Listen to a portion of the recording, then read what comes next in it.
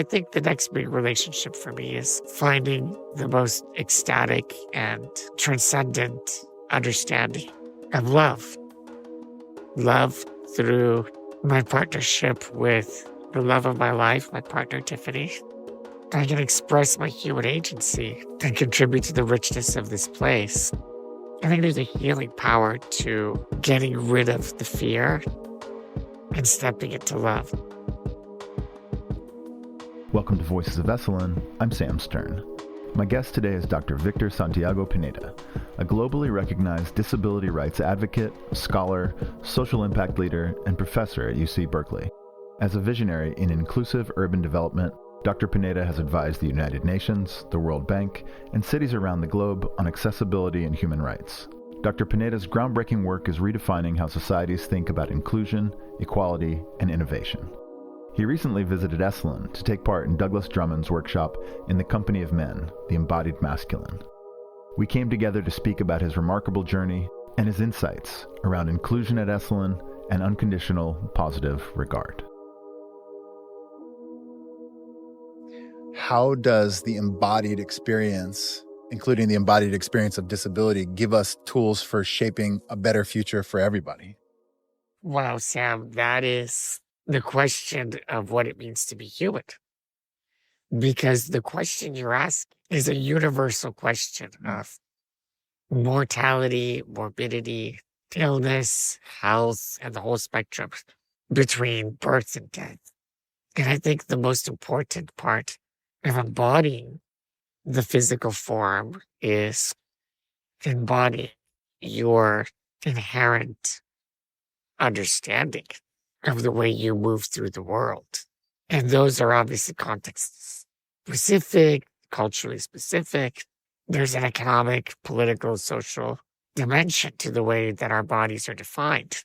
But the secondary part of your question about disability, it's important for the audience to really close their eyes and imagine who's speaking with them right now. I'm a 46-year-old Hispanic man. I, ride around in a very fancy motorized wheelchair with all kinds of seat functions and elevations and reclines. So I'm very comfortable in my chariot. But I also have this machine that helps me take deep breaths. So I have a silicone mask over my nostrils, and that is continuously responding to my desire to initiate a breath. So as soon as I take a breath, the machine recognizes that I need some more air, so it pushes the air into my lungs. So what does it mean to move around the world that wasn't designed for me? What does it feel like to live in a world that is 10 or 20 times heavier for me than it is for you? And that's because my muscles are weak, so I don't have the strength to lift my arm even up to my mouth unless I have something propping my elbow up, right? So that means that I need 24 hours of support to bathe, to eat, to use the restroom, to get the vital daily functions met through this interdependent experience that my body cannot completely on its own. So I think the universal perspective is none of us can fulfill all of our needs completely on our own unless we are a hunter-gatherer, unless we are completely equipped to survive in complete wild. And very few people are. So that means that all of humanity, or the great majority of humanity, is interdependent upon social, political, economic, and cultural understandings of what is a valued form of embodiment and what is a unvalued or devalued form of embodiment. And women and African Americans and other races have experienced the invalidation of their embodiment. But the word invalid, is used synonymously with disability in French, invalid in Spanish, invalido, and, Russian, invalid. So this word that rose out of the sort of concept of who's a valuable worker who has a valuable body really does shape the lived experience of disability. But I think here at Esalen, we start to expand what universal positive regard means for all bodies, right? And what is possible when you have the universal positive regard for the embodiment of the diversity. Because my disability is not, I don't perceive my disability as a medical abnormality. I view my experience as a natural spectrum of the human condition. And that's why I've come to Esalen, is to be able to experience a broader spectrum of the human condition. Just for a little bit more background, could you talk a little bit about the course or the courses that you teach at UC Berkeley? Sure. Yes, I've been teaching on the faculty of the University of California, Berkeley since 2011. So that's coming on to 13 years. And I have taken over a course that I actually took as an undergraduate. And the course is called Disability Policy and Community Development. So it's a city planning course. I simply call it Building the Inclusive City. And I think that is a beautiful framework for understanding how the built environment, reflects or projects social beliefs. So if our parents or grandparents lived in a world that believed that the disability was a shame or disability was a liability, they weren't building ramps. They weren't building, spacious elevators. They weren't building community-based services because people with significant impairments like myself would be put into asylums, into nursing homes, into institutions. And that was the concept behind invalidating the lived experience of disability in public life. So my class helps students, already over 800 students have taken my course, really put on a new pair of glasses and see the world through the lens of inclusion and accessibility. And really what I want to ask the listeners today is, what is the power of inclusive thinking? And how does radical inclusion manifest in your workplace, in your places of worship, in your family? What does that really look like in terms of unlocking human potential? You're part of a global AI governance council. Yeah, so the World Economic Forum has created public-private partnerships to really get ahead of emerging changes in society.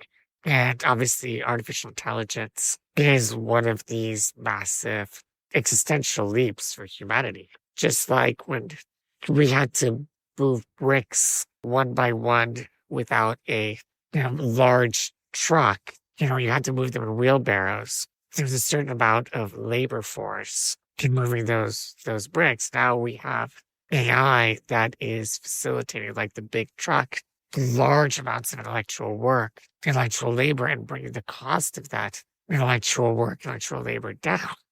So the question is, how do we mitigate the risks and the harms, move away from the risks and the harms and move towards the benefits of these emerging technologies? And they don't just exist in isolation. I mean, these are multiple types and layers of technologies that are working in a ecosystem of what could be human flourishing or it could be human oppression. It really depends what values. If you pick up a hammer is a value neutral tool. It's whose hands is that hammer and what intentions do they have with that hammer? You could literally crush somebody's skull in and murder and destroy, or you could actually build. And so what we want to see in Global Future Council on the Connected World and some of the discussions around AI governance is to put those rail guards in so that we can be proactive. For example, ChatGPT, and I met with Sam Altman about this, and I asked Sam about this, and Sam, how have you and your team incorporated a disability inclusive framework into the large language models? And he was very, cautious, but also very, I would say proactive about really bringing into the fold a lot of user testing. Now, if you go to the Meta AI on the Facebook side, when I would ask the ChatGPT side a little bit about who Dr. Victor Santiago Pineda is, I would say that Dr. Pineda lives with a disability or rides a wheelchair. On the Meta side, the Facebook side, Dr. Pineda suffers from a disability and is confined to a wheelchair. So these are implicit value judgments that the language models are perpetuating unless there's explicit efforts to include these more sort of supportive, positive regard for the diversity of the human condition. We were just talking about this earlier today, right? Yeah. Positive human regard. Yeah. Tell me about it.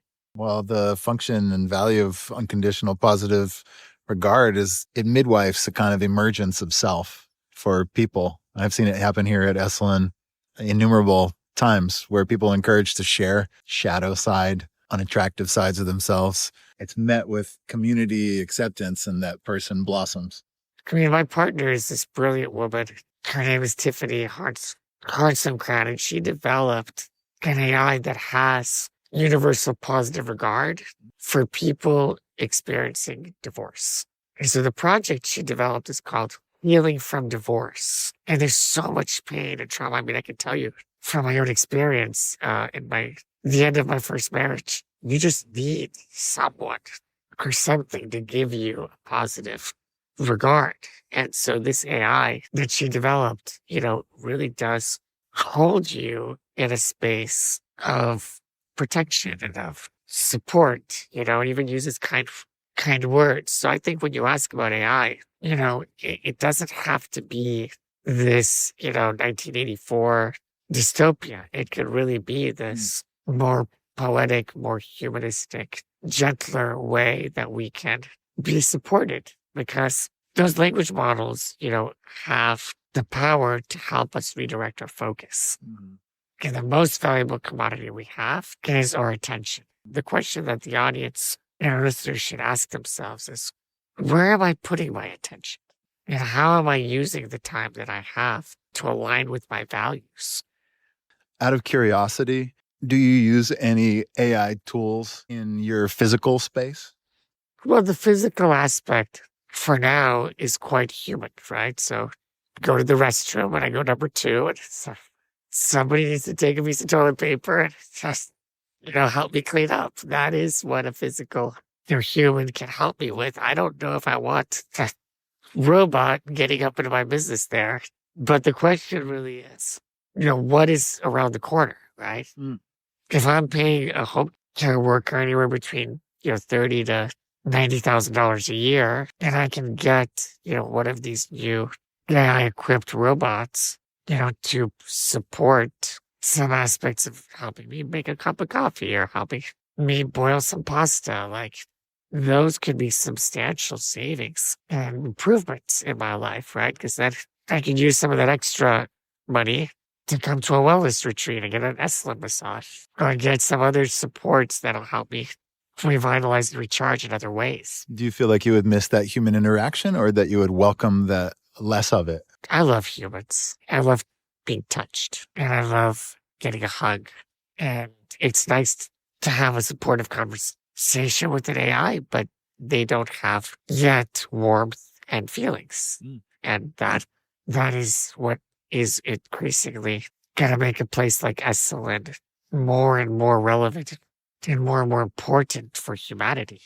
Is that touch, that sense of emotional integration and openness that the AIs could only sort of simulate. They can't inhabit.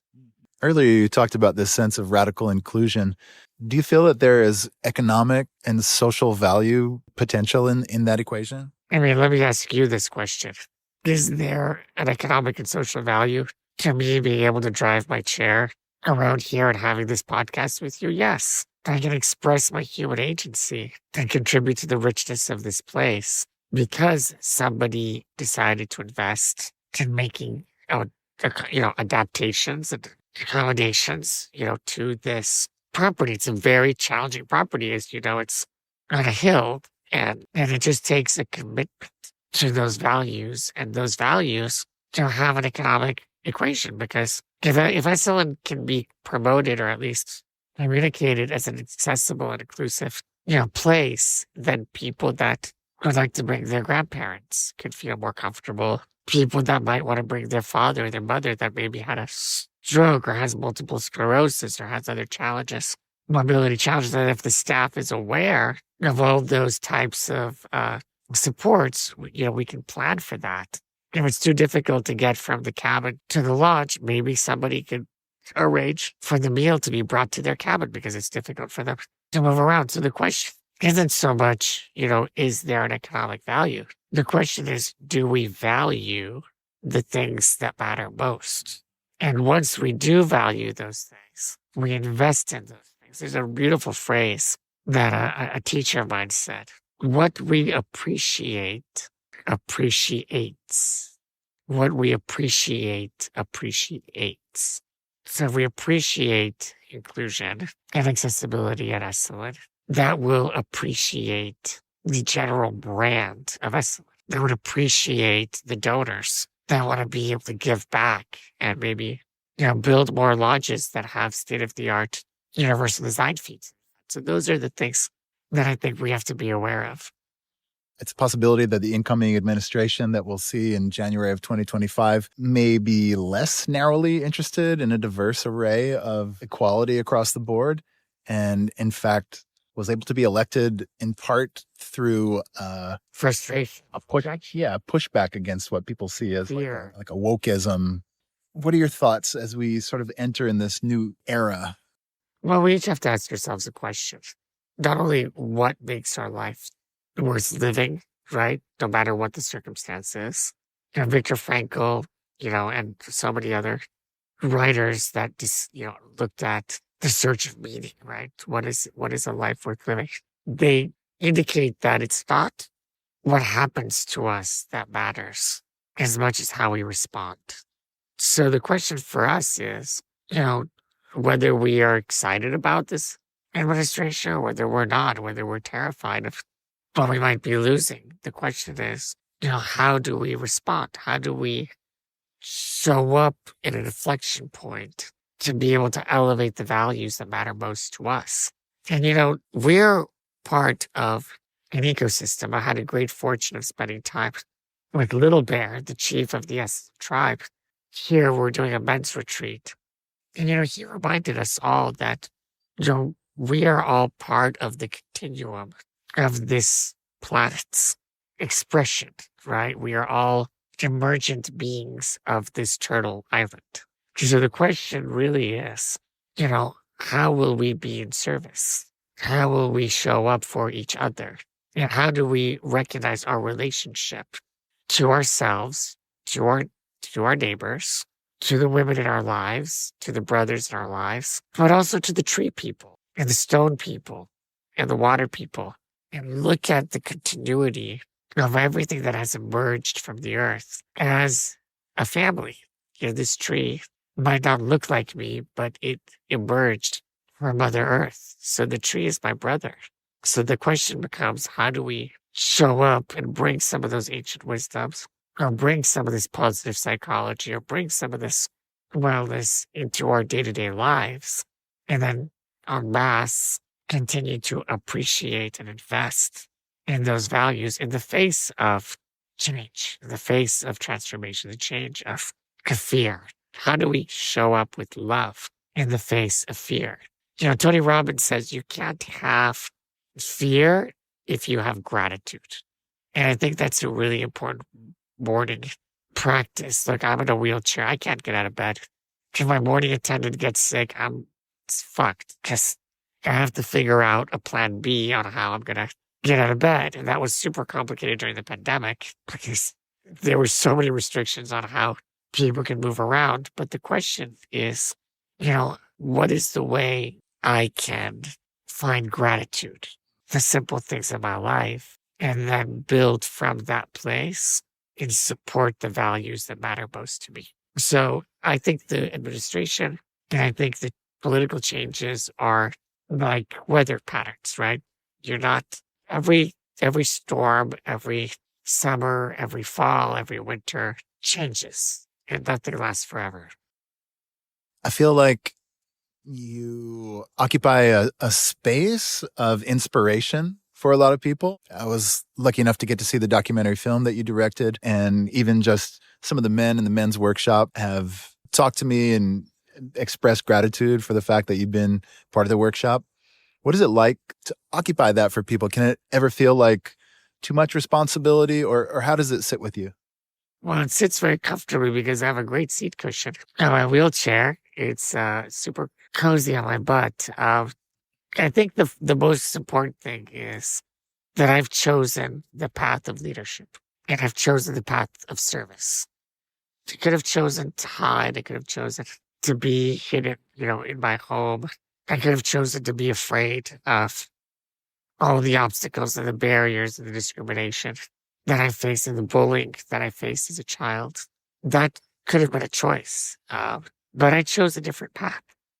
And that is a path that has continuously nurtured me and allows me to nurture others. Look, my family has been incredible, and I'm so lucky to have had incredible mentors. One of the country's leading, civil rights figure, Judith Heumann, was the woman at the forefront of every major protest up to the passage of the Americans with Disabilities Act. And she was like my Jewish mom. She was there, supported me, and opened a lot of doors for me. So I was able to travel to 80 countries, and I was able to advise the government of Dubai and Abu Dhabi on their master plans. And I was able to partner with the CTO of the city of Amsterdam to leverage AI to make the city more inclusive and accessible. And I was able to, write books and do so much. But I would not have been able to do that on my own.